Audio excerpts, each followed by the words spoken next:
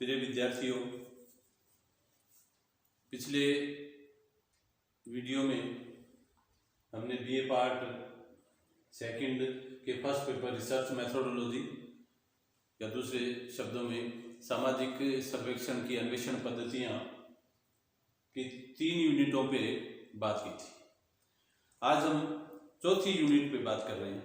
चौथी यूनिट में 2 चैप्टर हैं। नंबर 1 पे है एकल अध्ययन पद्धति, एकल अध्ययन पद्धति, और नंबर 2 पर है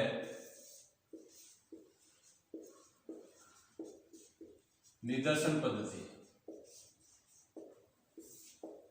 दोनों ही बिंदु सामाजिक अनुसंधान के लिए महत्वपूर्ण है।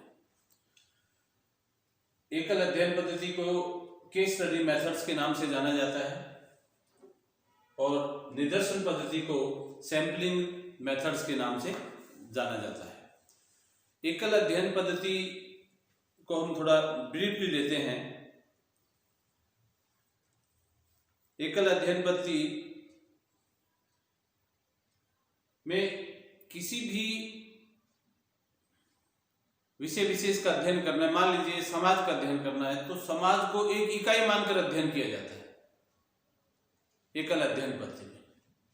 मोटे अर्थों में ये समझें आप कि सोसाइटी को एब्रीवेट करके, अलग अलग करके नहीं, बल्कि एक इकाई मानकर एकल अध्ययन पद्धति में अध्ययन किया जाता है। सामाजिक अनुसंधान में एकल अध्ययन पद्धति का बड़ा महत्व है। अनुसंधानिक प्रक्रिया में इसे विशेष स्थान प्राप्त है। जब भी नेक्स्ट वीडियो में हम एकल अध्ययन पद्धति का अध्ययन करेंगे तो डिटेल में इस विषय पे हमारी बात होगी। दूसरा बिंदु है निदर्शन पद्धति, जिसको सैंपलिंग मेथड्स के नाम से भी जाना जाता है। सामाजिक अनुसंधान या समाजशास्त्र में जब भी अध्ययन की प्रक्रिया प्रारंभ होती है तो उस अध्ययन की प्रक्रिया में इसका सबसे ज्यादा महत्व रहता है। ब्रीफली हम देखते हैं कि सर इसमें क्या है। ये मैं आपको एक मोटे से अर्थ में इसे बताने का प्रयास कर रहा हूं कि आप जितने भी लोग हैं सब के सब रोजाना सैंपलिंग करते हैं। हम एक छोटा सा उदाहरण लेते हैं। मान लीजिए घर में खीर बनी है तो माँ एक कटोरी में अलग से 10 ग्राम 5 ग्राम खीर डाल के देती है कि आप इसे चेक करके बताइए मीठा सही है या नहीं है। तो वो जो 10 ग्राम या 5 ग्राम खीर अलग से दी गई, वो 10 ग्राम या 5 ग्राम उस पूरे भगोने में पूरी खीर का प्रतिनिधित्व कर रहा है। इसका मतलब वो सैंपल है और वो दूसरी सारी पूरी की पूरी इकाइयां। ठीक इसी प्रकार हम इस सोसाइटी में किसी एक विषय पे अध्ययन कर रहे हैं। मान लीजिए राज्य सरकार के द्वारा चलाए जाने वाले किसी भी एक प्रोजेक्ट पे हम बात करते हैं। मान लीजिए TLC, टोटल लिटरेसी कैंपेन, संपूर्ण साक्षरता अभियान। संपूर्ण साक्षरता अभियान की समीक्षात्मक अध्ययन करना है कि संपूर्ण साक्षरता अभियान कितना कारगर साबित हुआ है नहीं हुआ है, इसमें क्या मेरिट्स रही, क्या इसकी डीमेरिट्स रही, क्या इसका गुणात्मक पक्ष है, समाज के लोगों ने इसका कितना लाभ उठाया है। अगर इस संबंध में बात अध्ययन करना है तो आप मान के चलिए कि एक शोधार्थी के पास, एक शोधकर्ता के पास 2 चीजों का निरंतर अभाव रहता है, धनाभाव और एक समय का अभाव। इतना समय नहीं है कि हम पूरे राजस्थान में मान लीजिए अध्ययन कर रहे हैं या हनुमानगढ़ जिले में अध्ययन कर रहे हैं तो हनुमानगढ़ डिस्ट्रिक्ट के एक एक आदमी से संपर्क करें, ऐसा संभव नहीं है। तो इसके लिए क्या करते हैं कि हम निदर्शन पद्धति को प्रयोग में लाते हैं सैंपल लेने के लिए, केस लेने के लिए या उत्तरदाता लेने के लिए, जो लोग संपूर्ण साक्षरता अभियान से जुड़े हुए थे उनको। तो इसके लिए क्या होता है कि बहुत सारी पद्धतियां हैं इसकी। टिपेट पद्धति है, सेलुलर प्लेट पद्धति है, टिकट पद्धति है, लॉटरी पद्धति है, बहुत सारी पद्धतियां हैं। इसके 2-3 प्रकार हैं और इसकी क्या गुण है और क्या इसके दोष हैं, इसकी विशेषताएं क्या है, इस संबंध में हम नेक्स्ट मीटिंग में जब भी हम इस पे डिटेल में बात करेंगे तो चर्चा करेंगे। अब बात आती है साहब यूनिट 5 की। यूनिट 5 में 2 चैप्टर है। नंबर 1 तथ्यों का सारणीय और 2 नंबर पे है मीन, मोड, मीडियन यानी माध्य, बहुलक और मध्यिका। 5वीं यूनिट में हम इन 2 चैप्टर को पढ़ेंगे। सबसे पहले हम तथ्यों का सारणीयन देखते हैं कि तथ्यों का सारणीयन क्या है।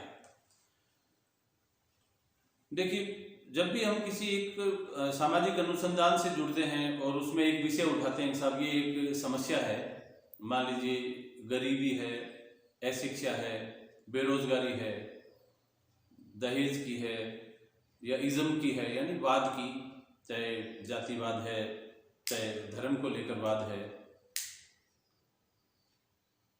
नए जमाने में एक नई समस्या हमारे सामने आ रही है, होमलेस पीपुल्स बढ़ रहे हैं, उनकी प्रॉब्लम्स है। जो महानगर बन गए उसमें बेगर्स, भिखारियों की प्रॉब्लम है, भिक्षावृत्ति की प्रॉब्लम है, तो वेश्यावृत्ति की प्रॉब्लम है।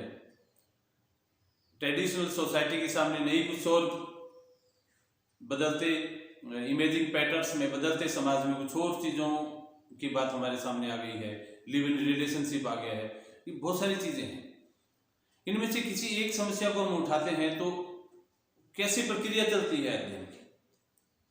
सबसे पहले हम समस्या का चयन करते हैं, फिर चयन करने के बाद उस समस्या से संबंधित लिटरेचर का अध्ययन करते हैं। उसके बाद में हम उससे संबंधित एक सारणी बनाते हैं। सारणी के बाद में सैंपल लेते हैं, क्षेत्र का निर्धारण होता है, क्षेत्र में से फिर किन किन से बात करनी है उसका निर्धारण होता है। उसके बाद में साक्षात्कार की व्यवस्था होती है। साक्षात्कार के बाद में जो तथ्य हमें प्राप्त होते हैं उन तथ्यों का वर्गीकरण होता है, सारणीयन होता है।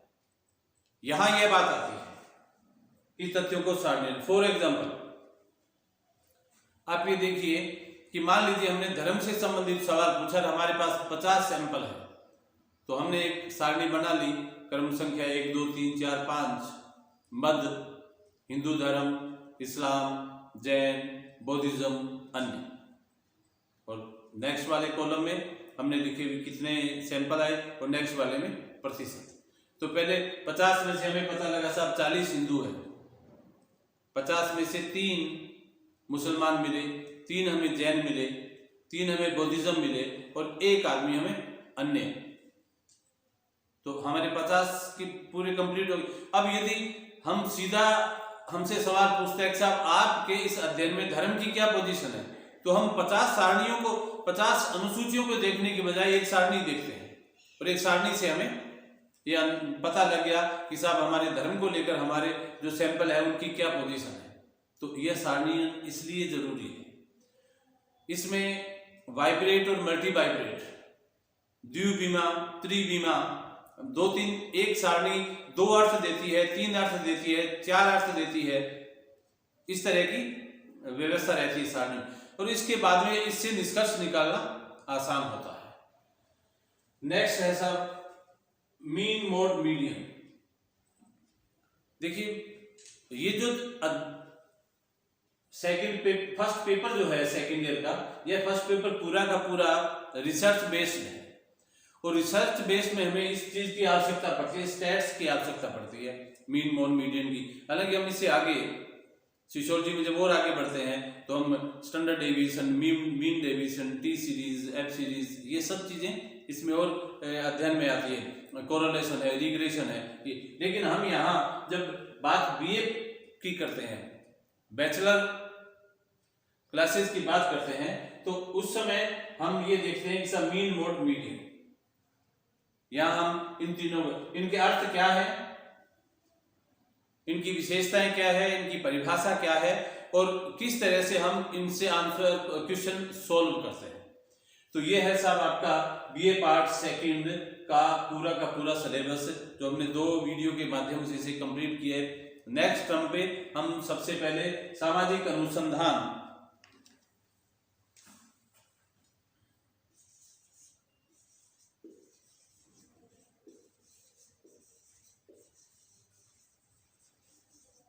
सामाजिक अनुसंधान क्या है, इसकी परिभाषा क्या है, इसका अर्थ क्या है, इसकी प्रक्रिया क्या है, नेक्स्ट मीटिंग में इसे देखना चाहेंगे। धन्यवाद।